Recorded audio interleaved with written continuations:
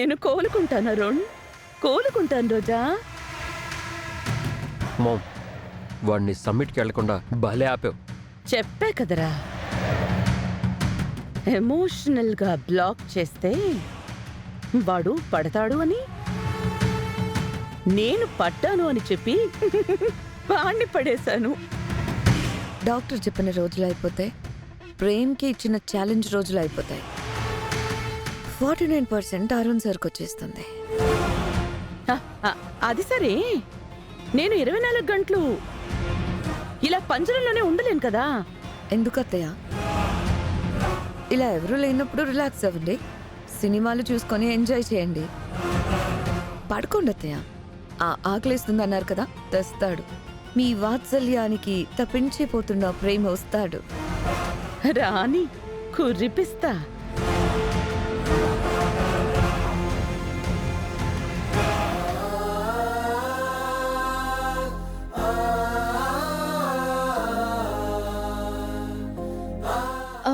ప్రేమ్ బాబు,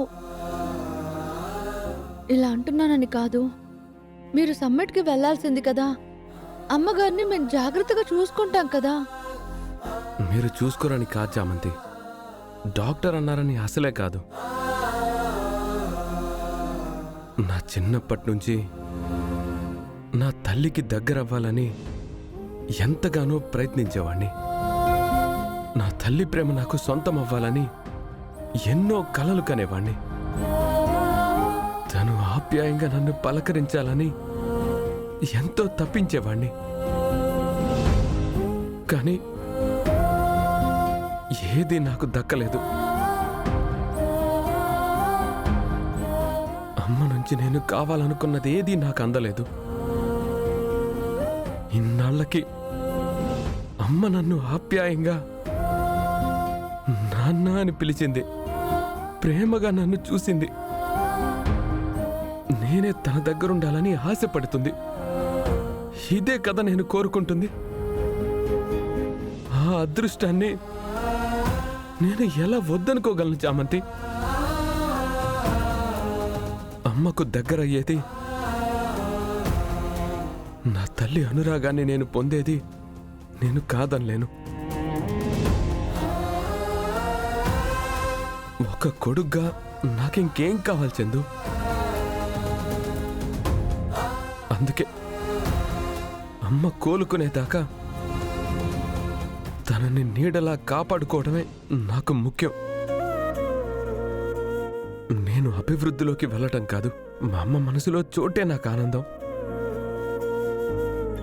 ఈ జీవితానికి ఇంతకి మించిన సంతోషం ఇంకొకటి లేదు.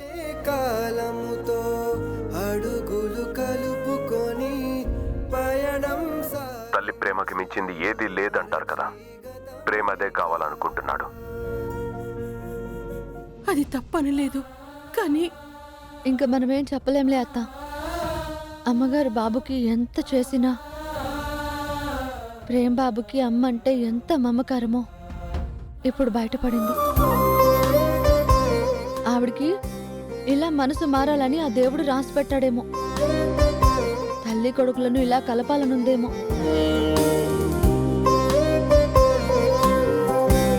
ఫోన్లే, ఇలా అయినా కలుసుకున్నందుకు ఇది మంచిదే అనుకుందాం.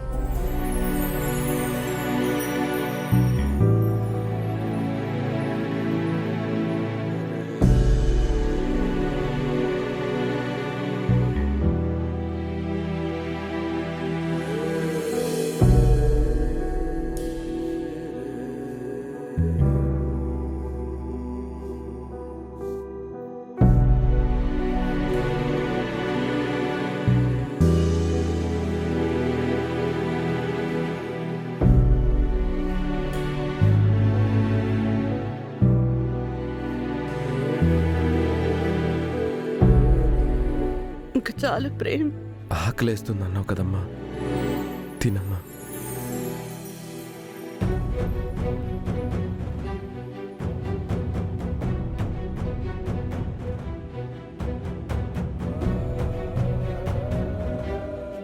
ఏంటమ్మా? నీకు నేనిలా ఎప్పుడూ తినిపించలేదు. నువ్వు ఈ తల్లికి తినిపిస్తున్నావు. నువ్వు చిన్నప్పుడు ఎంత బాధపడుంటావో నాకెప్పుడు అర్థమవుతుంది నాన్న.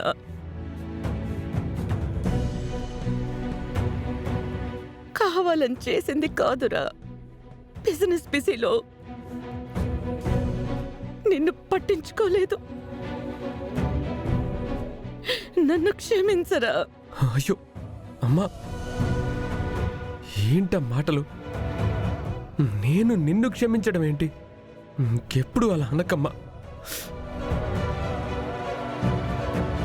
నిన్నెన్ని మాటలన్నా నా మీద నీకు కోపం లేదా? కన్న తల్లి మీద కొడుక్కి కోపం ఎందుకుంటుందమ్మా? ఏదో ఒకరోజు తల్లి ప్రేమ దక్కితే చాలనేగా అనిపిస్తుంది.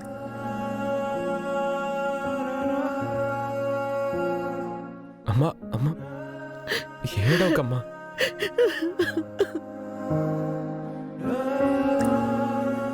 ఇది బాధ కాదురా. నీలాంటి కొడుకుని కన్నాననే ఆనందం. తినమ్మా, వద్దురా. తిను.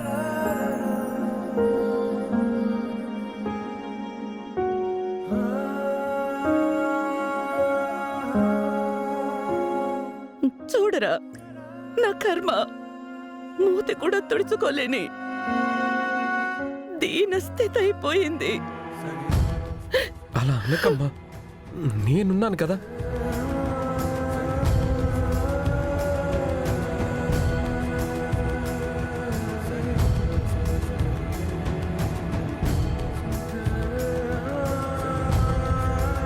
నన్ను మళ్ళీ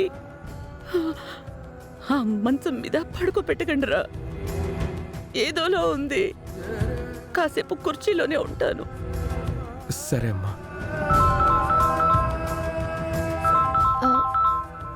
బాబు, సమ్మిట్ వాళ్ళు ఫోన్ చేస్తున్నారు. తర్వాత మాట్లాడతానులే.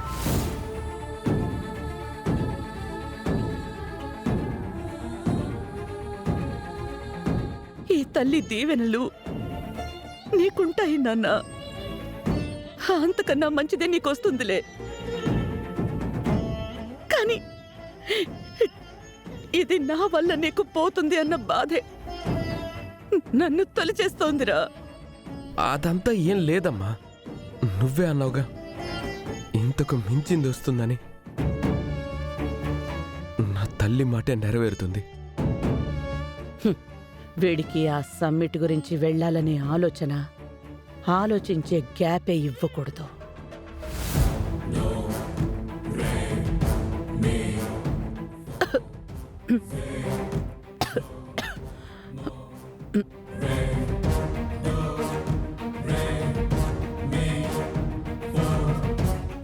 ఇంక చాలు నాన్న.